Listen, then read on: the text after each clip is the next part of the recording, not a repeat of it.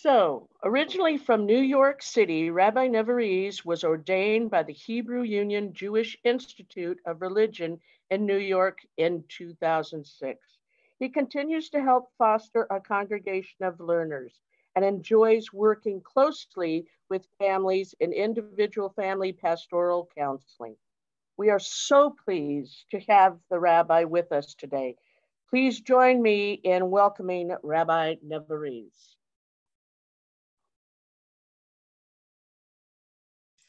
Thanks so much, Lynn. I really appreciate it. And just, I know some people have a hard time pronouncing my last name, so it's Nevarez, just in case anybody in the future I hear all different names my entire life. So no worries, this is a part of culture, and that's the piece of me. So first of all, so glad to be with you. I get to see many of you at different Torah study and different learning opportunities that we have, but this is my first DayTimer series. So it is a Shachianu moment. So let's join together in a blessing.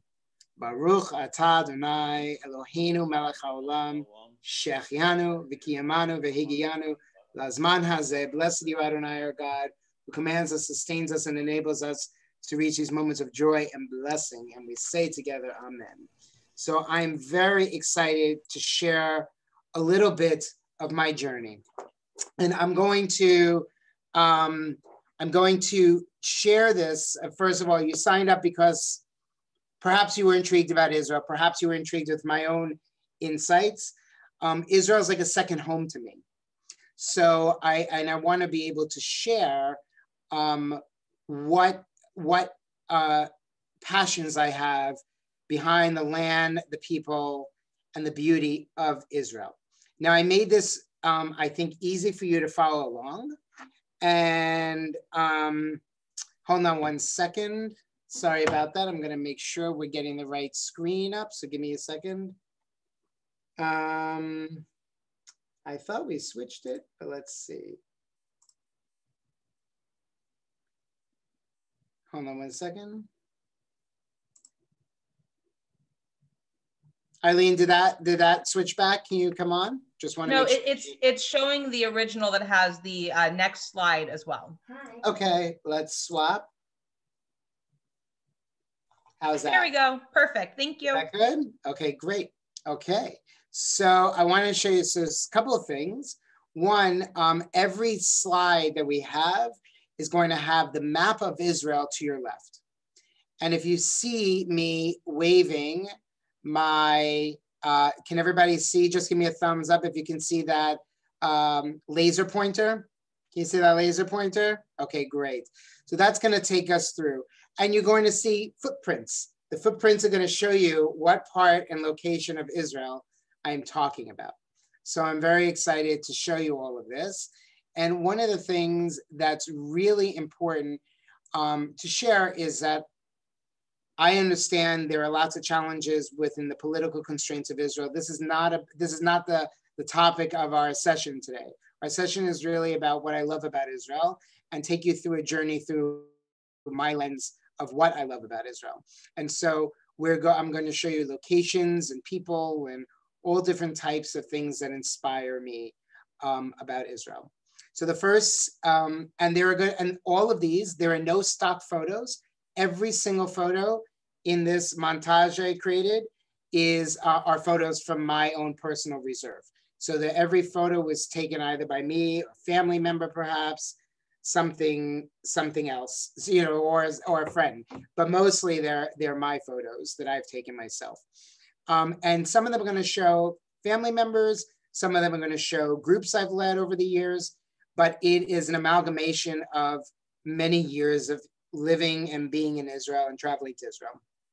So just so you know, I think I was first in high school when I went to Israel, and then with NIFTY, with the North American Federation of Temple Youth. And then after that, my journey began. I've lived in Israel in short and long-term stints. I've lived there for up to a year at a time. And I've taken sabbatical there over the summer months with my family at different points. And I've led and visited countless times. Probably I've been to Israel between 20 and 30 times. So, so I have a little bit of experience with the land and history. So I'm going to show you a little bit about that today. Where the picture that you're looking at is one of the last groups I led in Israel for my previous congregation in 2019. And this was, the words are, you can't see all of them, but are love, ahava. And that is at the Israel Museum in Jerusalem. That is from there. So I'm going to start to take you on this wild journey here. And if you give me a moment. Okay. So if you look at the feet over here, you see where my laser pointer is? This is where we are, where we're going to start the journey, which is in Tel Aviv. And Tel Aviv is a phenomenal space. And I'm going to zoom in on different pictures so you can see. Tel Aviv, we know it's a city on the Mediterranean coast. And one of the main features of Tel Aviv is the incredibly stark 1930s Bauhaus buildings that line many of these big streets. And they were clustered all together in an architectural area. So most of them, in downtown Tel Aviv, most of them are close to 100 years old, most of these Bauhaus buildings. And so some of them are in disrepair, but as of late, many individuals have come in and retrofitted. Along the landscape, we also start to see some beautiful skyline, and I'm going to show you some pictures in a moment. But one of the things about Tel Aviv, it always reminds me of New York with a beach. It's a city, it is diverse in its socioeconomic, religious, and racial diversity. And it really hovers, is interspersed with culture and theater and art and a beautiful beach to boot. So I'll show you as we hone in a little bit. This is taken from one of the hotels that I've stayed at. And this is what we call the Tayelet. The Tayelet is the promenade.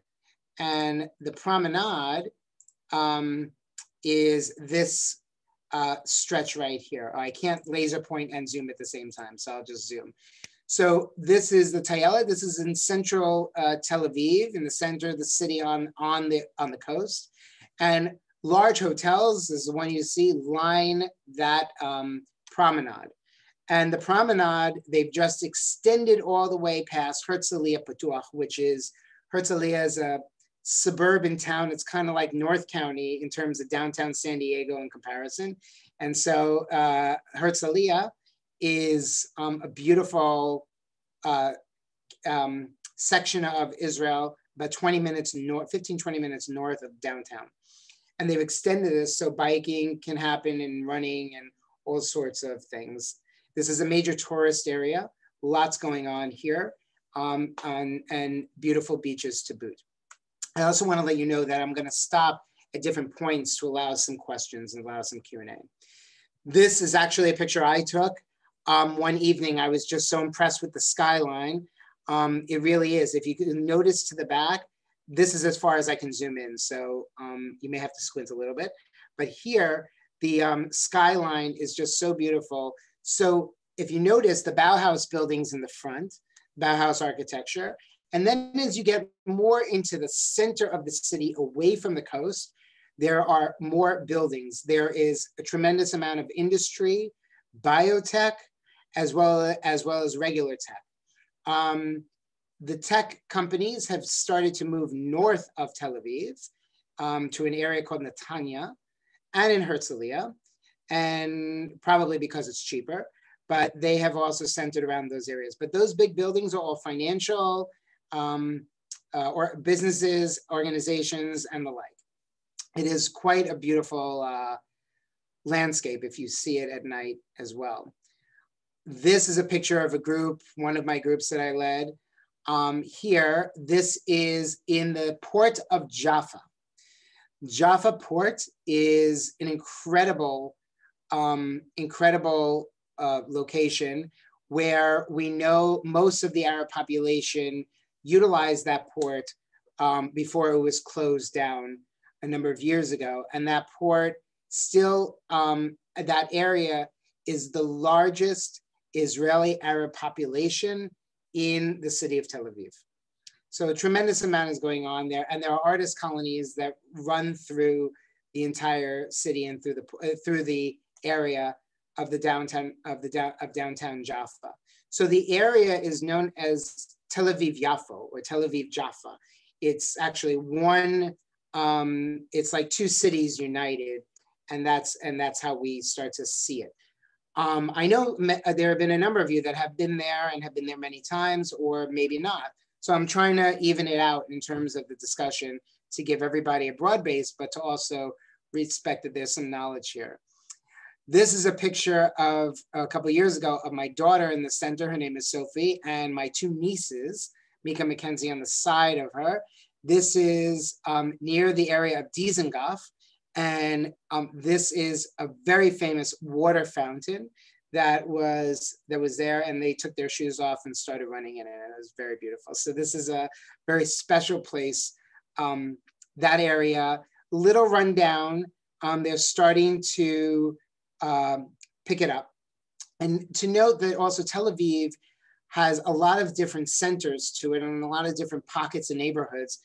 And it has been the hub of Sudanese refugees from Sudan, non-Jews that are making their home in Tel Aviv. So in South Tel Aviv, near what we call the Tachana Merkazit, which is the bus station, there is a large concentration of Sudanese refugees. It's refugee issues and challenges are very prevalent in Israel, and the government has not done well with the refugee experience, aside from those Jews who want to make Aliyah. So, and even then there are challenges. But Tel Aviv has been host to a lot of these different populations, and there is a vast difference in the socioeconomic, let's say, spectrum among Israelis that live in the greater Tel Aviv area. Some of the buildings now you can't see here, this is commercial, but north of this, they're residential, and apartments start at $1 million in North Tel Aviv. So it is a very highly competitive real estate market, actually more so than San Diego even. So just to give you some perspective. So let's go to the next slide. I'm going to show you a little bit here. Tel Aviv has a tremendous amount of culture. And one of the things, and I'm hopeful that if you join me, I'm really looking to start, hopefully in the spring of 2022, I'm hopeful to do our first congregational trip to Israel. Looking forward to that, but I'm also looking to bring people around the world and really start almost like a travel club with our Beth Israel members. So looking at different experiences and places. But one of the things that I love to do whenever I'm exploring or whether I'm endeavoring into Israel is to find something new and unique. And one of the places that, one of the activities that I found was a graffiti tour. And there is a tremendous amount of artisan experiences in the greater Tel Aviv area, but in Tel Aviv specific, you can hire these docents who bring you around and show you and talk to you about the artisans, the specific artisans that bring life to what once was an area that was run down. And they've animated this with their own artisanship or artisanry. So if you look, there's a lot of signature art around love, around togetherness.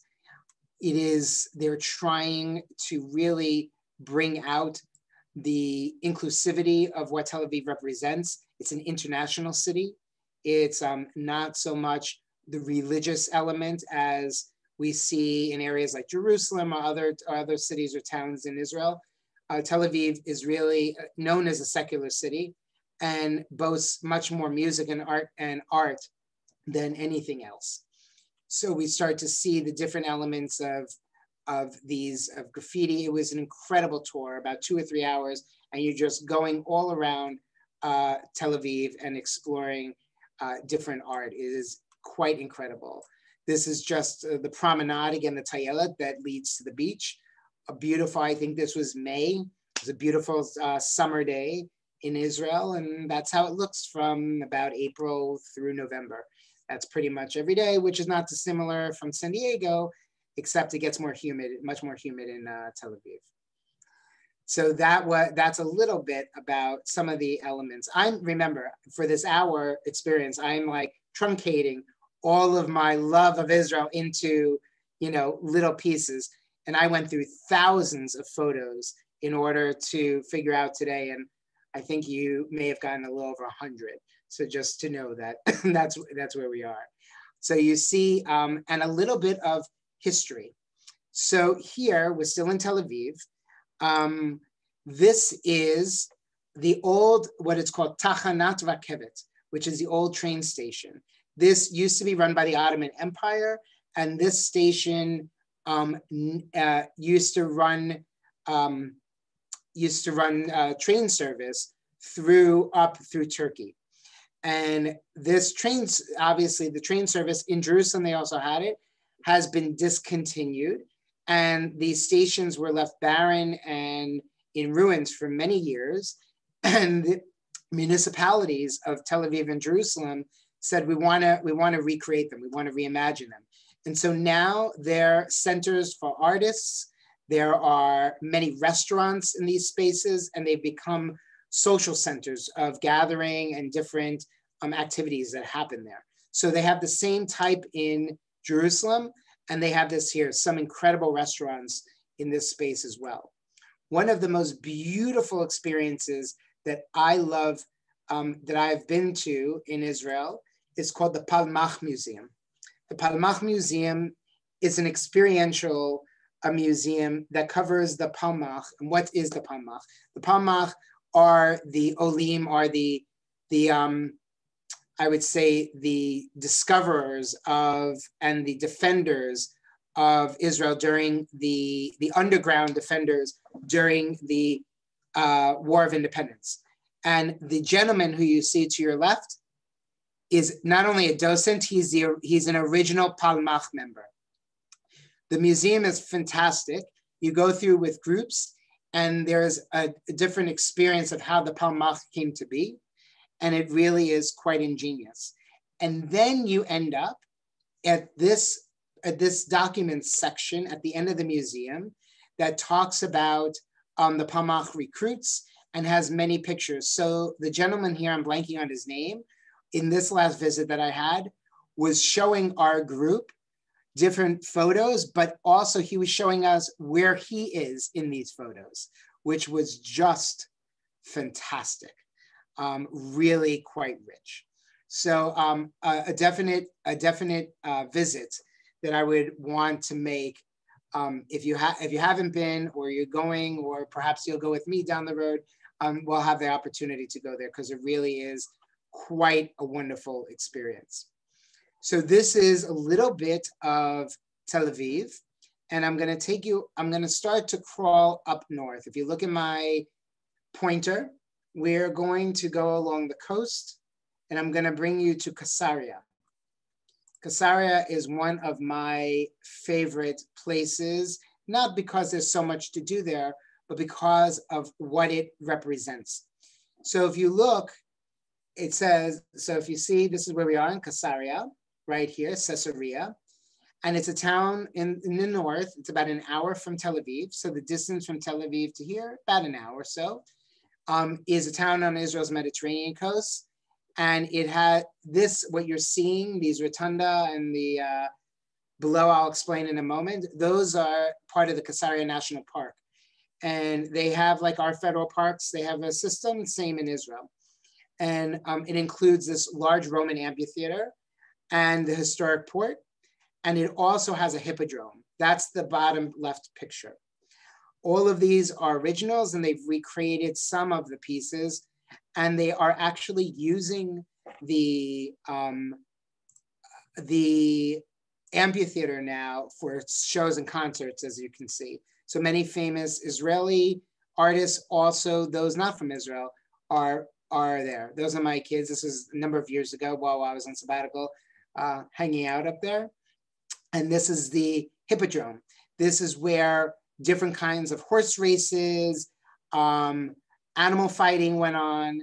And this was a large oval space, and most of it is still intact.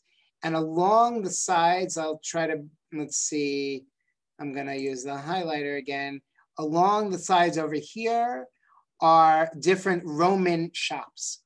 So we start to see how Caesar, the ride it's called Kasaria, Caesarea, was known to build this as a massive port for his empire.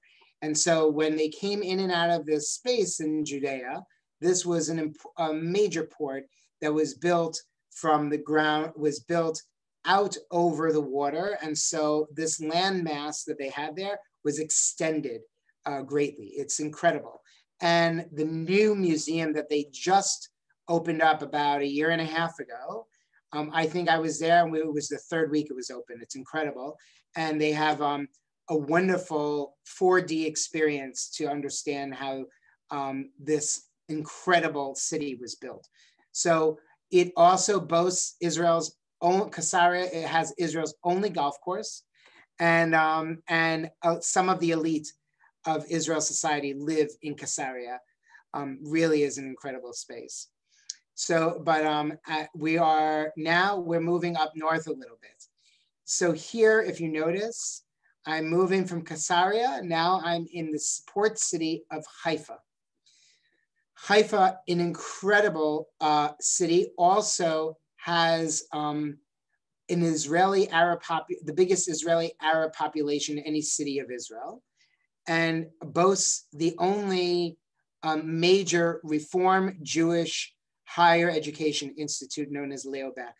And my friend Rabbi Ofek Meir actually is the headmaster and the CEO of the Leobek campus. And he's quite amazing. So there are two things I'm going to show you here just briefly. One is at the top. This is I'm blanking on the name if anybody knows but it's like a tram, and the tram goes all the way to the Carmel section of Carmel on the mountain of the city of Haifa. Haifa is built on a large mountain, and so that's a port. That's an easy way to get to and from the port.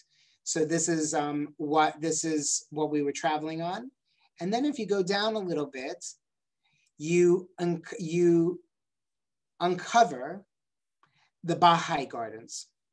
So what are the Baha'i? The Baha'i are a specific religion, and their world headquarters is in the city of Haifa in the north of Israel. And they are the Baha'i gardens are probably one of the most important tourist attractions in the entire Middle East. Its unique design, combining geometrical shapes, exquisite detailing with loving conservation. Those who are living in the Baha'i are Baha'i members who come for anywhere of a stint 6 to 18 months, and they live here and they give up any kind of material element in their life, and their work is to bring about to maintain the aesthetic beauty of the campus.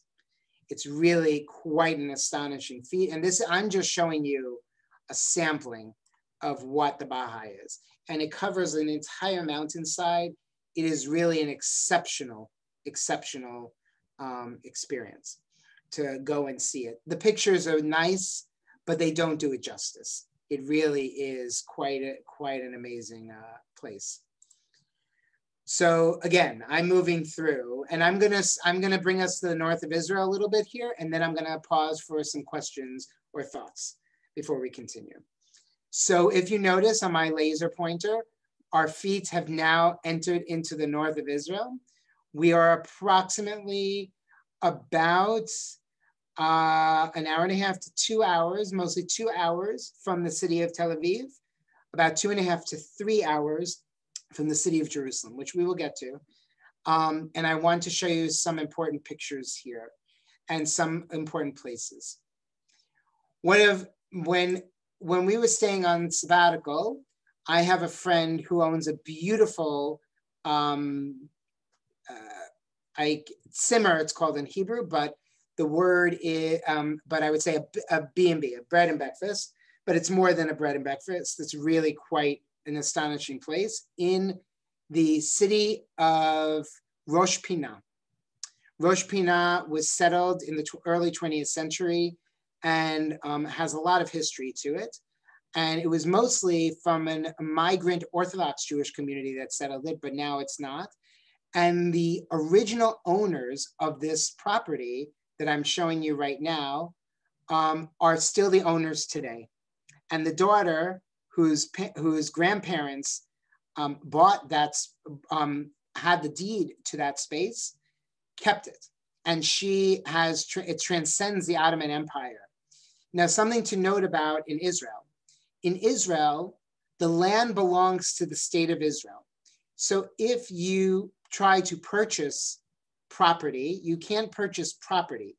You can purchase an apartment, a house, and that's yours. But the land is leased to you.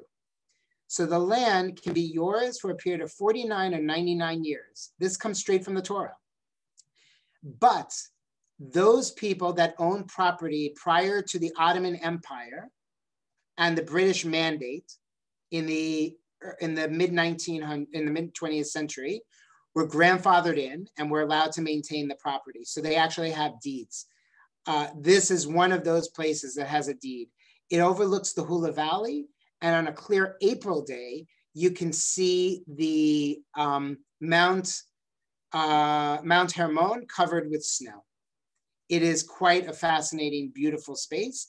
And in this Hula Valley, which goes, let me see if I can take you down.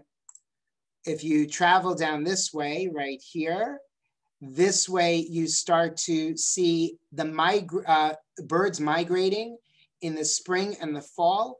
500 million birds migrate in that area. For all you bird watchers, it is a fascinating sight to see because this is the African Rift. So the African Rift goes from all the way from Africa into Europe. And so it is a major access point for bird migration. It is unbelievable. I have never seen so many different types of birds there in my entire life. It is outstanding. One of the other places where I love to go is I love to look at kibbutzim and moshavim, so different kibbutzes where they are still using dairy farms or other industry. It's a special mine. You see I have my bike there, so I'm biking Israel. This is during a bike. We stopped in a kibbutz. This is again a number of years ago. We are in one of the bird migrating spaces where you can observe here. This day was the hottest day in Israel's registered database of temperatures. It was 49 degrees Celsius. So that is about 135 degrees, something to that effect. And it was, I've never experienced anything so hot in my entire life. This is a door to Beit Knesset, a special synagogue in the city, the ancient mystical city of Sfat, where the Kabbalists started to own that space from the 16th century. Beautiful artisan streets, cobblestone streets that align the artist galleries and other synagogues to visit there. Again, a number of years ago, can never start them too early. Go to the Golan Heights Winery. This is the wine. The wine has become such a wonderful commodity for Israel, and there are many vineyards, especially in the north of Israel. An incredible sight. This was when this was taken. Golan Heights was the winery that everybody went to. I would say this picture was taken 7 years ago, something to that effect. The amount of wineries that have I'd say, quadrupled since that time. So they've really cultivated the land in the north. And if you look here, this is some rafting along this is our entire family. My son became bar mitzvah, not only in the congregation, but in this space, this Hamairi estate that I showed you, because this was his favorite place in Israel, not Jerusalem, but this space. And so we actually, and I'll show you, I think I have another realm of pictures to show you, and our entire family was there. We also have family that lives in Israel that joined us. And this is the mighty Jordan River, the mighty Jordan that all of you have studied, or many of you during Torah. This mighty Jordan River, sometimes if you close your eyes and you walk over or drive over the bridge, you've missed it. It's that mighty. It isn't so mighty. It's very tiny. And so during the summer months, during break, they have rafting on it. And see, when people were together and allowed to be together, that's what it looked like. Do you remember? That's there. People are hovering and hanging out together. And my brother-in-law is right there. He's a military guy, hands up there. That was before he fell in the water. So we have a lot of fun there. And this again is a friend of mine who owns different RVs and in Jeeps, and we go jeeping along the Golan Heights to find different animals, to look at different spots, to learn about the history of Eli Cohen and others who are right along the side of the Syrian border. It really is quite fascinating an experience. And let me see if I just have one more. So this is the one I'll show you. This is where Ethan, when he was 13, he became a bar mitzvah. And I told you that this was this estate I was able to get from my family and block it out. And it was really an incredible space. If you notice, I'll show you here. Just overlooking that Hula Valley, right? This was the space and the weather was, this was August. We thought we were going to be in for it, but I have to tell you, the weather was like maybe in the 70s, low 80s. It was quite beautiful. It felt like a San Diego beautiful day. This is some of our family. My son is here. He's much bigger than that right now. And my daughter, my daughter who's wearing the dress, Sophie and Ethan, and my nieces in the front, and cousins and grandparents and Saba and Safta. And this was the family that united. And my family to the right, if you notice, that part of the family is Orthodox. And so that's why the women are together. So it's an incredible experience. And again, this is what we got to see when he became bar mitzvah. And this is why he loves the space. For him, it really speaks. And he made the choice for us to go there and to become bar mitzvah in that space. So I'm going to stop for a moment. I'm going to take some questions, thoughts. I'd love to hear from you. Anything that you have. Were there any questions in the chat per se? Rabbi, could you Yes. disable the screen share just for a minute so I can also see if anyone's raising a hand? Sure. I see Yvonne has a hand up as well. Great. Hi, Yvonne.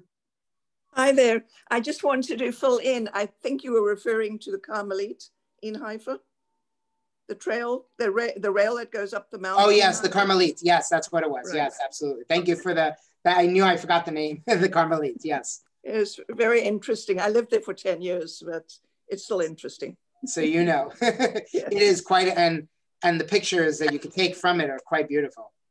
Yes. Absolutely. Thank you for that. Beautiful. Other thoughts, something interesting, some takeaway, or something that you found or you had a question about? I see Lynn has a question. Lynn Breger. Hi, Lynn. Please unmute, Lynn. I just have a comment. I'm amazed at what I'm seeing, because I haven't been to Israel since 1965. Wow. We got a tour of Israel from the north to the south. Oh my goodness. With the American Jewish Committee. Mm-hmm. And wow. it was a very exciting experience, because back then we met with all the famous Israelis from, my mind's going to blank, Golda Meir, yep, to Rabbi, and all of them, and oh God, tell me again, who was the first president, the first prime minister? Weitzman. Pardon? no, that he's the first president, but the first prime minister, Yeah. Ben-Gurion. Yes, we had a private meeting with Ben-Gurion.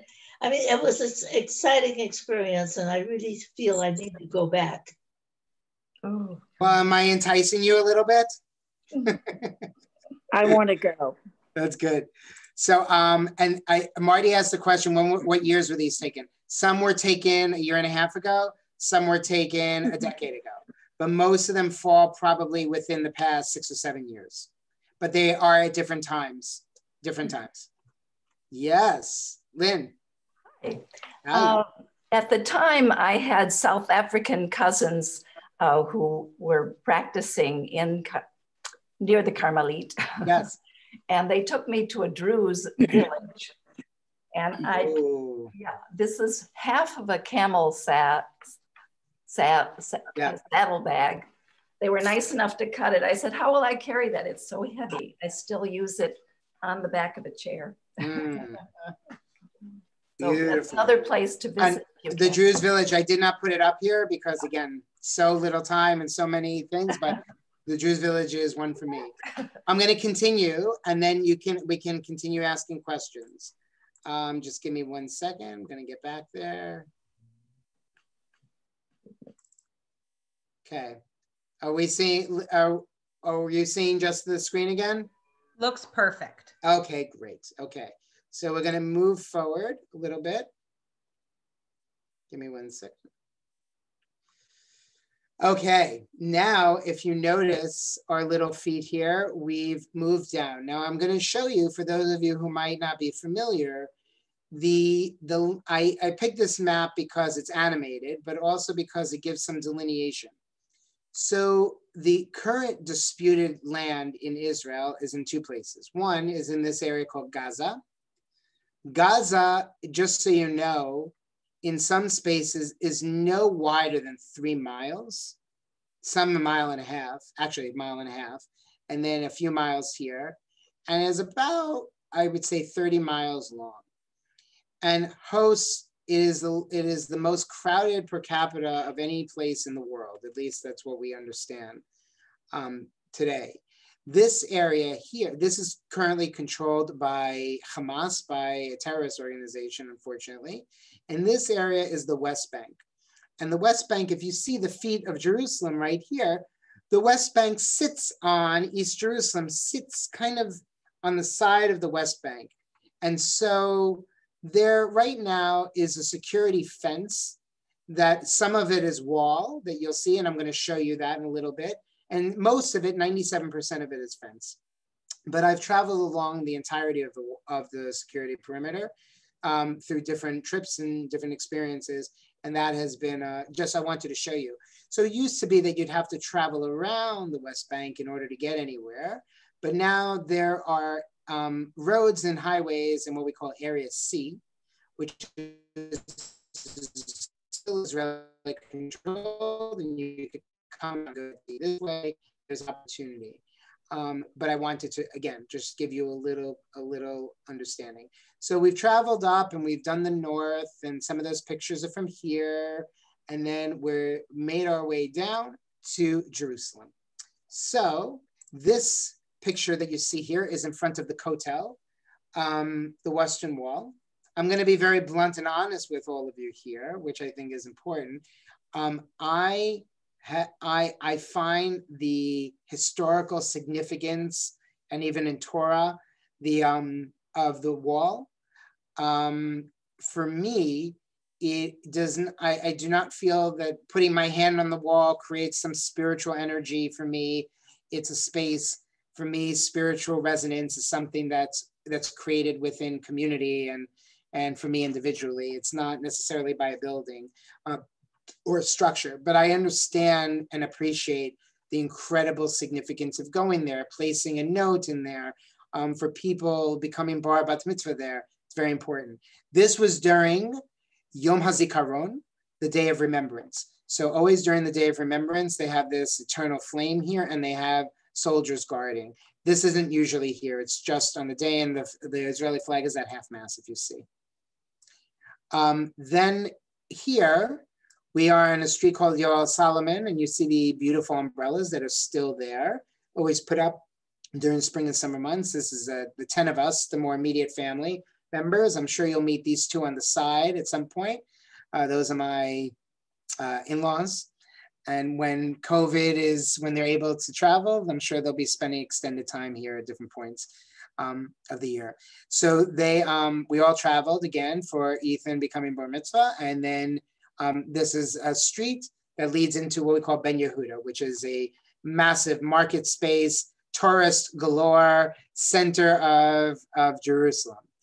A very wonderful space. This was actually a picture I took above. I was in someone's home that lives in the old city and has this view in their home every day.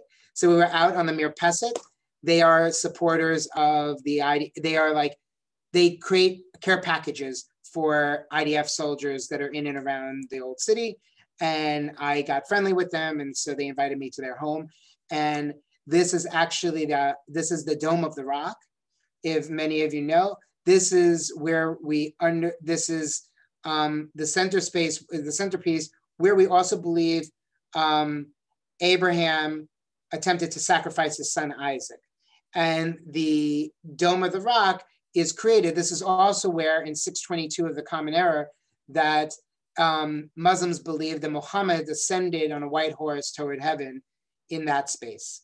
But the entirety, this is the top of the remnants of the Second Temple that was destroyed in 70 of the Common Era.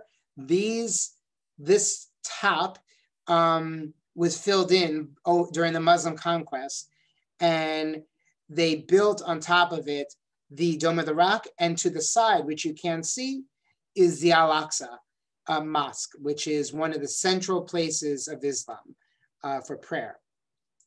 So that's an important space, and I think I just showed you these three. So we can move on. I'm going to show you, I have a number of Jerusalem. So this is some more highlights. Again, some of the groups I've had. This guy who's with the white hair, who's taking a picture, this is a good friend of mine, and he is the person that leads all my tours. His name is Nir Nitzan. And if you are blessed to have the opportunity to visit Israel, and perhaps with me, you will be meeting Nir. Most likely he will be leading us. He's quite amazing, has a wonderful company. This is just congregants that I've had looking and sharing their connections to the Kotel, to the wall. We made Havdalah, separating Shabbat from the rest of the week, overlooking near the Jaffa Gate, overlooking the old city walls, and at a time where we could all be together and connected. I have a series of artist photos. I do some amateur photography, and I started snapping photos of an area outside the walls that has some beautiful, beautiful homes. If you notice the architectural differences here. In Jerusalem and the environs around Jerusalem, all the buildings are zoned and have to be built with Jerusalem stone. So the Jerusalem stone that's the only kind of material that they allow the external elements of a building to be, through 2021. Again, a while ago, my children, we were looking over the side of East Jerusalem, and I forgot when that was, but a while ago. So again, just it's a family experience, I call it. So we're going to continue a little more Jerusalem. So this is, let me share a little bit. Oh, 1 second. Okay, I'll go back to Jerusalem in a minute. So because I've been to Israel, and because I have, I've done a lot of work in and around Israel advocacy, I've had the opportunities to be in different experiences. So I'm going to show you one, which was an interesting experience for me. This was in Ramallah at the head of the PLO. This was in 2017. So this was 4 years ago, about 3.5, 4 years ago. State of Palestine with the chief negotiator, Saeb Erekat.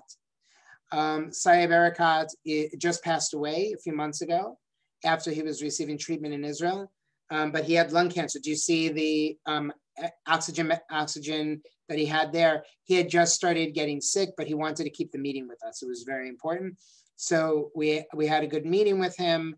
Unfortunately for me, it kind of expanded on what I have come to see of how the Palestinian Authority is really holding fast to some of their beliefs around martyrdom and what that means, and we have very different understandings of that. But I was happy for the occasion to be able to share my thoughts and my experiences with him directly. So that was key there. And there were about 15 of us in the room, but I was literally, that's where I was when I took the picture. This is Michael Oren. Michael Oren's a member of Knesset and also former ambassador. A wonderful guy who really was being able at that moment to share with our group a little bit. He was going into session, so we didn't have a lot of time. This is the parliament, the Israeli parliament. Inside the Israeli parliament, they were in session, and I don't know what they were working on. Me in front of the Knesset with my group of rabbis from all over the country. This is what we call a progressive rabbis mission. And it was awe-inspiring and filled with lots of questions and challenges. But for me, Israel is also marked with the ability to be able to be in dialogue and challenge and wrestle, because that's what Yisrael means, one who wrestles with God. So for me, it's about that experience as well. So if we look here, this is also for me, this is one of the highlights. Now this is called the Shuk. The Shuk is the marketplace. Look, people together again, there you go. So this is an incredible space where many people all over Jerusalem come to shop, and they come to get their fruits and their vegetables. As you see, there's a lot of bargaining that goes on there still, you don't always accept, sometimes you do. Just again, I was just showing you here, I was enthralled with the colors and the variety.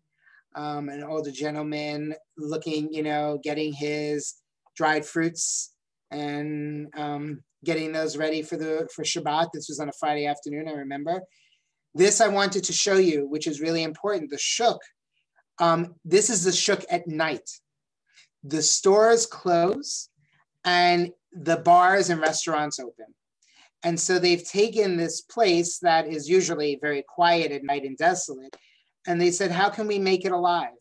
And so you see all the young people come and not so young, and you see them and they are drinking and eating and having a good time.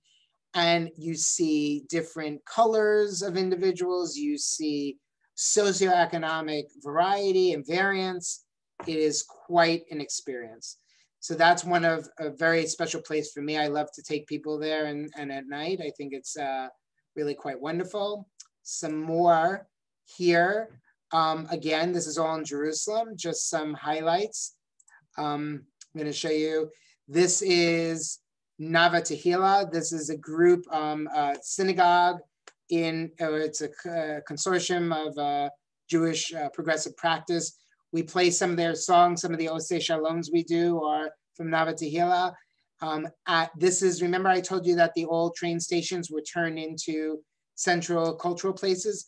This was a Kabbalah Shabbat where they were leading, getting ready. And the wonderful thing about it is, because it's Kabbalah Shabbat, people can still use electricity and people can still be there. And so the crowd that they get before sundown, so the crowd that they get is so diverse in practice. You have some ultra-Orthodox to as secular as they come.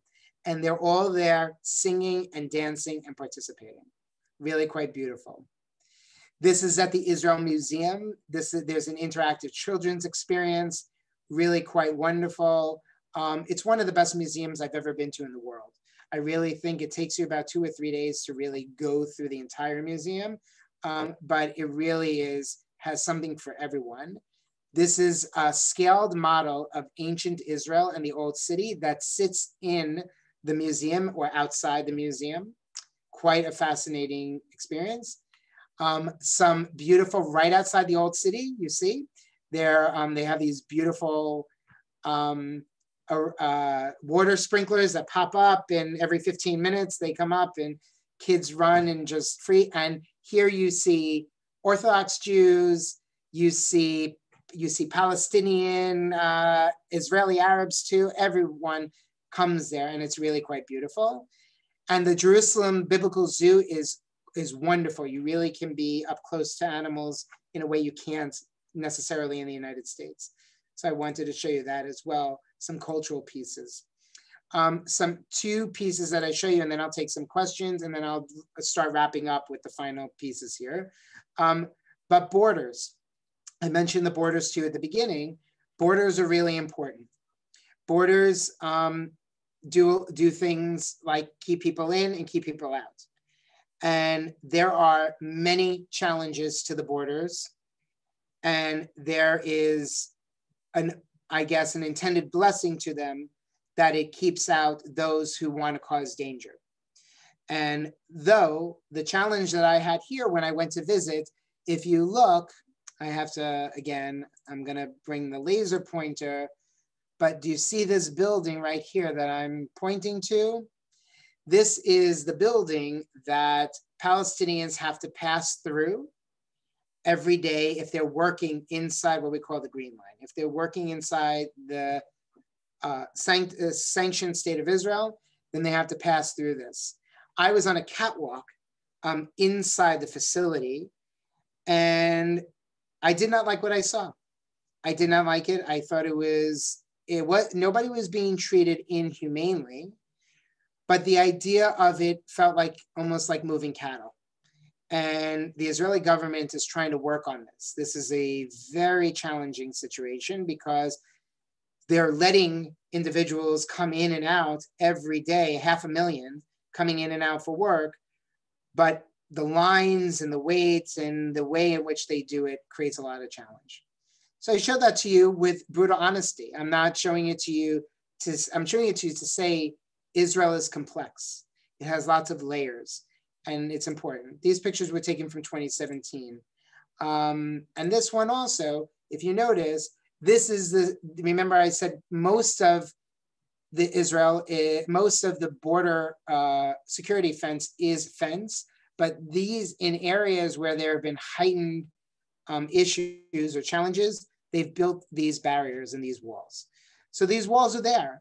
And in some ways, they've cut off land from owners that sit on one side of the fence or the other. And that has been very challenging for people especially if you are just a person, a farmer that wants to raise their family and provide. This has been on either side of the fence or the wall. This has been very challenging. And so they'd have to go around, and it causes a lot of issues. So I'm going to stop there for a moment, and I'm going to take questions, and I'm aware that we only have like 6 or 7 minutes. Stephen, you have your hand up? Go for it. When I was in Israel about 20 years ago, I was able to rent a car and drive all through the West Bank and the Golan Heights right up to the border with Syria. Can you do that anymore? So you can still drive through the West Bank. The challenge is that the West Bank is divided into areas, area A, B, and C. Area C is, like I told you, the highways. It's Israeli controlled security-wise, and also municipally it's controlled. The area Bs are shared security, Israeli security, but the municipality is controlled by the Palestinian Authority. And area A, which are the cities, like Ramallah and Hebron, Beit Jala, those cities are Palestinian security and controlled.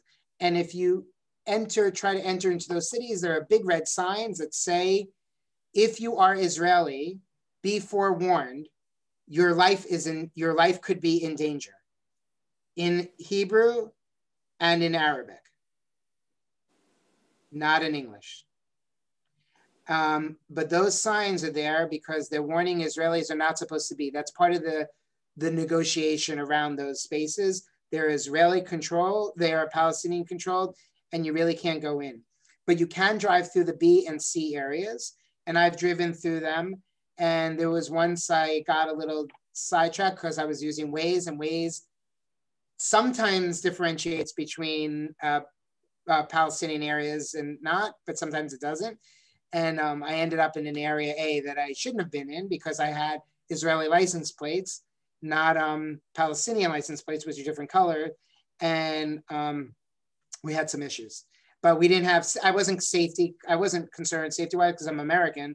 It's a little different with Americans, but it wasn't a good move on my end, and that never happened again. But you still can, but there are checkpoints throughout. So once you enter into any area ABC, there's always a checkpoint in and out. So they normally know what cars and everything. They may ask where you're going or where you've been, but that's usually what happens. Sometimes they come and look in your car, or your bus, or something like that. Thank you. Other questions on that? I see Marsha, Steve and Bonnie have hands up as well. Okay, and Marsha, I see Marsha has a question right now. Hi, you want me to go? Hi, yeah, go ahead. So it's not a question, but just kind of a point of information. So Herb and I think it must have been 1983, and I was working for Federation. We actually went into Lebanon in the middle of the war.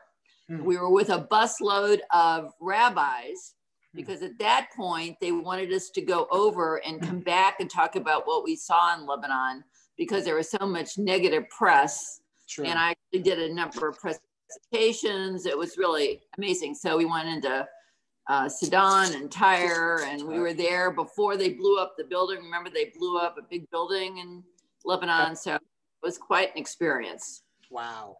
That's and incredible. Over the airport. Hello. I see you. Yeah. They were davening.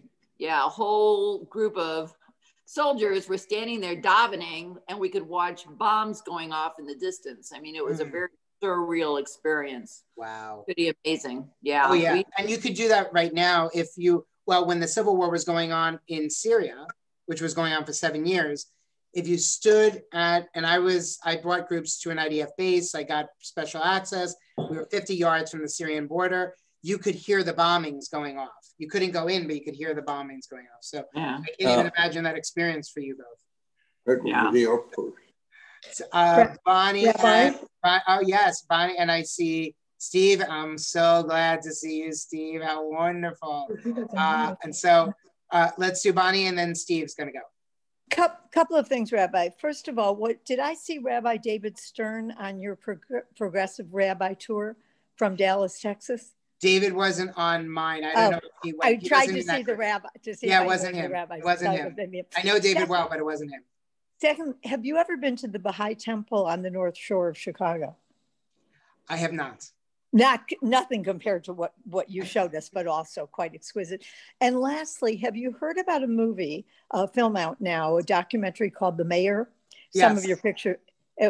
I not only saw it, but I was on a discussion group about it. Oh, wow. Really an insight into something that, boy, I'd never had that kind of glimpse into. So I do recommend that. I'm glad you've seen it, and I recommend it. Would you recommend it? Oh, 100%. Yeah. Absolutely. Yeah. Absolutely. Absolutely 100%. Getting to know what we don't know a lot about. Thank you, Bonnie.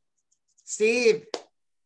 Thank you. It's actually Mary has the question. Steve, we're glad to be together again. I'm so glad you're there.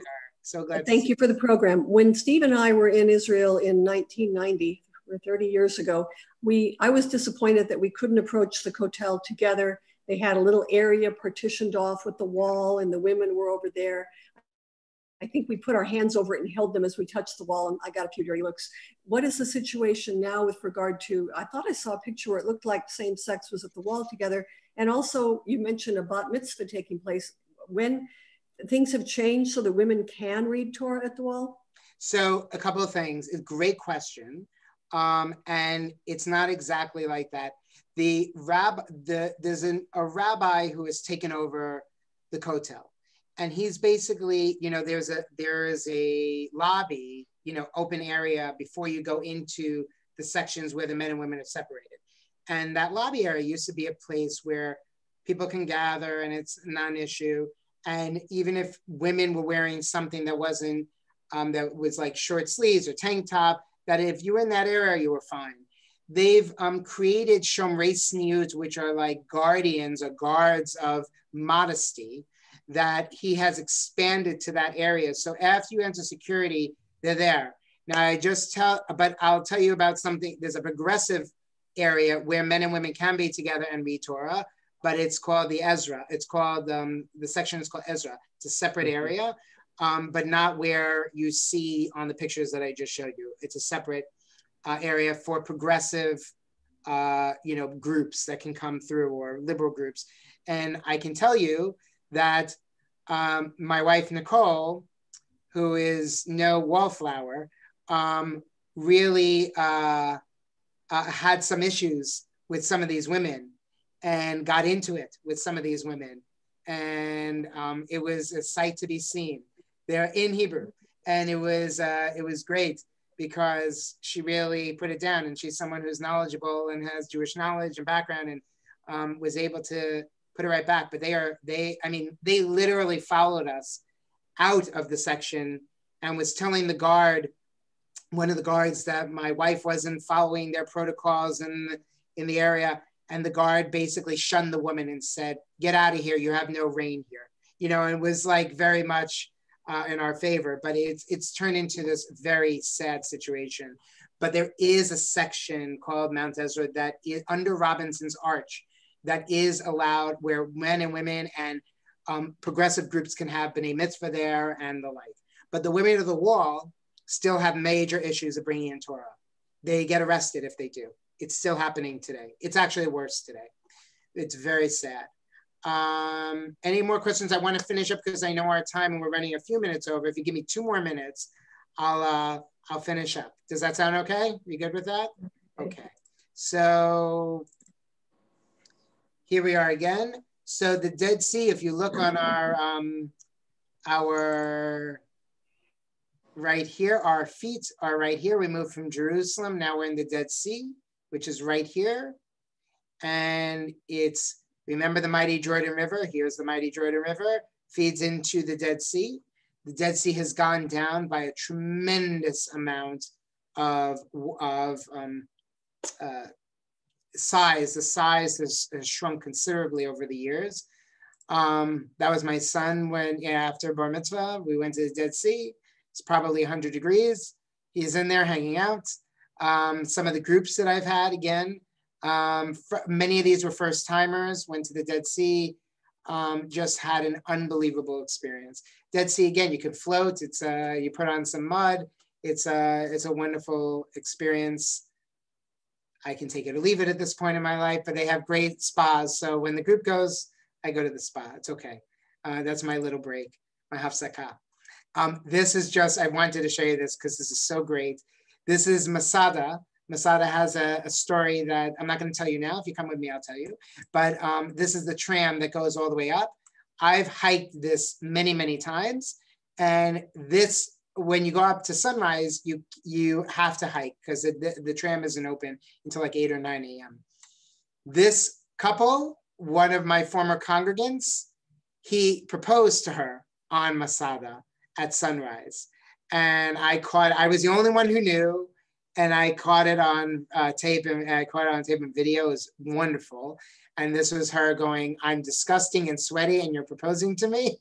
What are you thinking?" But it was just so memorable. I mean, I'll never forget it. And I wanted to show that to you. Really quite wonderful. And one of the other pieces that I love are the culinary arts The Israel, you know, if you went there 20, 25 years ago, you had falafel and shawarma. Today, you have every kind of culinary experience. I'll say even better than San Diego. Not as good as New York, but pretty good.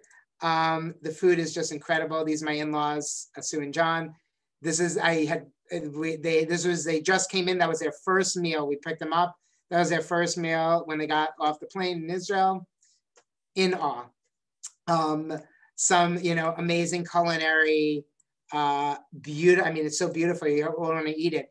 But this picture, this is a friend of mine who became a friend, and he lives in the north of Israel in the Galilee Heights. He's the one who owns the Jeep tours, or he did, and now he specializes in culinary arts. And I brought my group to eat at his house, and he brings groups in. And then when I came back a month and a half later for Ethan to become bar mitzvah, that's where we had the reception at his house. And it was unbelievable. It was one of the best meals I've ever had in my entire life. And I am a New York culinary snob. So I tell you that because it is just, it's just incredible. And the last one I'm gonna leave you with is my bike trips. So I've biked Israel north to south 3 times and have done some adventure experiences. Again, this was in 2012. So it's almost 10 years ago. I can't believe it. And we biked all over Israel. See, we're on the promenade in Tel Aviv. We're in the mountains up north. We're in the Arava and the Negev. And one of our bike, managers watching and looking at, oh my goodness, all these bikes have to take up and put down every time. So it was really, those are some of the best trips because you're not on a bus. You're really experiencing Israel by land, and it's really just such a rich experience. So that's a little taste of my journey. Thoughts, questions, anything, a comment before we close up today? I hope it excited you a little bit, with all that's going on right now, it's nice to journey a little bit and to get out of our own way and remember that we all used to travel and do things, and we will. We absolutely will. But any last thoughts or questions before we close up today? Yeah, I may, if I may. Yes, hi Bob. Yes, hi. It's like yes, because that was flashback. They were great, but I was flashbacking, because I've been to some of those places, Masada, Ein Gedi, Gill City. Oh, and I do look forward to going back again. Well, we'll get you there. Wonderful. Well, any thoughts or questions that you have, or anything that I could ever engage you on, we're going to bring a lot of Israel here. I know there are some people that are on our Israel Action Committee that are on here today. So Mitch, you see some other people who are passionate about Israel, very passionate, Eric Winston, others that are on here. I know I can't see everybody. I'm just looking at a little screen right now, but I want you to know that as much as we're going to try to bring Israel here, also, because I know some people can't travel, and we want to bring as much here as we can. We're going to look to possibly do some virtual touring if we can, and education highlights. That's going to be something we'll look to bring. I want to try to bring as many people from Beth Israel to Israel as I can, because these are just microcosms of what the experience could be. So I just wanted to share. It was wonderful sharing with you today. Lynn, Eileen, any last things to wrap up? It's all perfect. This was fantastic. I want to just remind everyone, I know we went through so much content today, but we did record it. So if anyone ever wants to look back or check out the pictures in another way, we'll definitely do that. And I feel like there's a part 2 coming, because I know you had so many slides and pictures we couldn't see. So I think we'll let the room linger for a little bit, but just know I'm sure there's a part 2 coming down the line. Thanks.